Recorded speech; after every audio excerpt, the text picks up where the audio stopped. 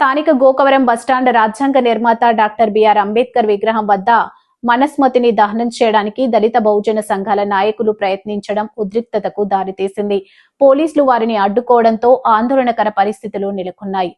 జన చైతన్య మండలి దళిత బహుజన సంఘాల ఆధ్వర్యంలో మనుస్మృతి దహన దినోత్సవం సందర్భంగా పలువురు నాయకులు అంబేద్కర్ విగ్రహం వద్ద నిరసన వ్యక్తం చేశారు. ఈ సందర్భంగా 1921 డిసెంబర్ 25న అంబేద్కర్ దహనం చేసినట్టుగానే మనుస్మృతిని దహనం చేయడానికి వారు ప్రయత్నించడంతో 3 టౌన్ పోలీసులు అడ్డుకున్నారు. దీంతో ఉద్రిక్తత పరిస్థితులు నెలకొన్నాయి.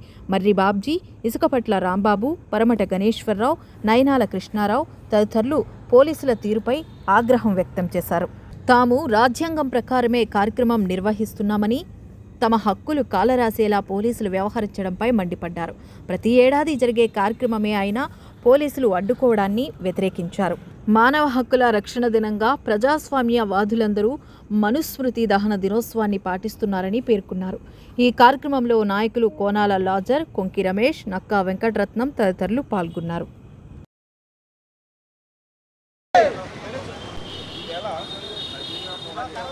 దళితుల్ని, వెనకబడిన వర్గాల్ని, సూతుల్ని కనీసం మనుషులుగా చూడకుండా ఒక పశువుల కంటే హీనంగా హక్కులు లేకుండా చేసిన మనువు రాసిన అధర్మ శాస్త్రాన్ని డాక్టర్ బిఆర్ అంబేద్కర్ 1927 డిసెంబర్ 25న మహచ్చరు పోరాటం సందర్భంగా, అంటే మంచినీళ్ళు తాగి హక్కు కోసం ఉద్యమించే సందర్భంగా ఆయన ముందుగా అనౌన్స్ చేసి మను శాస్త్రాన్ని, అధర్మ శాస్త్రాన్ని కాల్చడం జరిగింది. ఆ 1927 డిసెంబర్ 25 నుంచి ప్రతిరోజు ఆయన బతుకున్నంతకాలం నిరసన తెలియజేయటం, శాస్త్రాన్ని, అధర్మ శాస్త్రాన్ని కాల్చడం జరిగింది.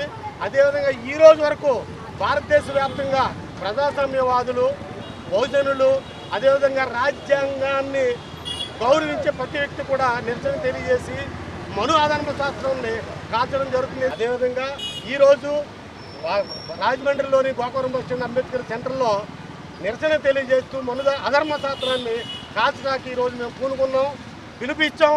వారం రోజుల నుంచి పత్రికల్లో వస్తున్నాయి, వాట్సాప్ గ్రూపుల్లో వస్తున్నాయి.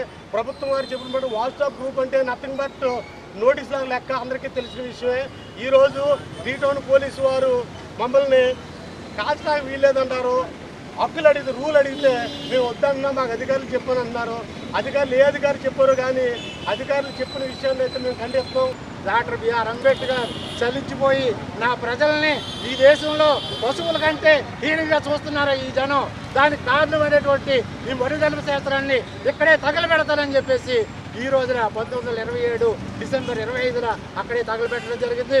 ఆ రోజు నుంచి కోటాను కోట్లు భారతదేశంలో ప్రతి చోట, ప్రతి పల్లెలో, ప్రతి పట్టణంలో ఈ యొక్క మనుధర్మ శాస్త్రాన్ని తగలబెట్టడం జరుగుతుంది. ఎందుకంటే దాన్ని రాజ్యాంగం వచ్చిన తర్వాత మనుధర్మ పక్కకెళ్ళి రాజ్యాంగం అమల్లోకి వచ్చి ప్రజలకు మానవ హక్కులు వచ్చినప్పటికీ దాని వాసన, దాని భావన ఇంకా ప్రజల్లోనే ఉంది.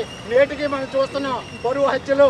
ఎవరైతే కుల వివాహం చేసుకున్నారో ఆ కుల వివాహం చేసుకున్న చంపలేని పరిస్థితిలో ఉంటే ఆ తల్లిదండ్రులు ఆ పిల్లనే చంపేసి అంత నీచమైన సంస్కృతి ఉన్నటువంటి మనుధర్మ శాస్త్రాన్ని మేము ఇంకా బతికుందని ప్రతి సంవత్సరం దాన్ని పాలిస్తుంటే ఇక్కడ పోలీసు వారు కొత్తగా ఈ సంవత్సరం మీకు ఆర్డర్ చూపించండి, మీరు కాల్చడానికి ఇష్టం లేదు అని చెప్పేసి మమ్మల్ని దారుణంగా మా యొక్క హక్కుని హరించారు.